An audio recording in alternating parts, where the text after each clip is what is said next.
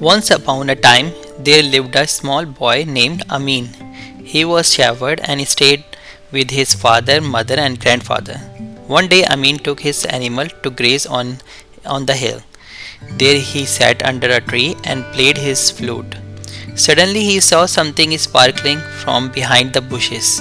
He went up to see and found a crystal flower.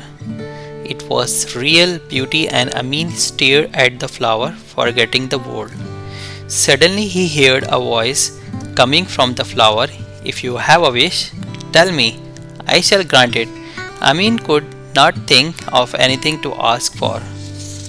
He put the crystal flower inside the bag and went to the village. Every day Amin used to take out the flower, but he could not wish for anything. However, he stayed happy all the time. One day, one of his friends noticed him playing with the crystal flower.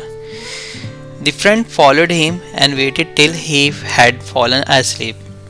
When he slept under a tree, his friend took out the crystal flower and went back to the village. He ran with the flower in his hand and started shouting. All the people came down to him and were greatly surprised to see the magic crystal flower. Suddenly, once again, the voice spoke. If you have a wish, please tell me, I will make it true. After that, everybody started making their wishes. Some said, I want gold, some asked for a house, and others asked for treasures.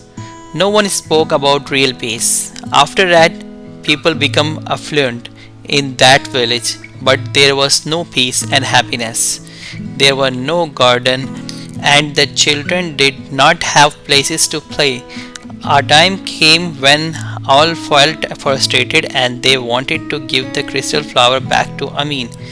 They went to him and said, please take back the flower, we don't want it anymore. Amin said, till now I have not asked for anything from the flower.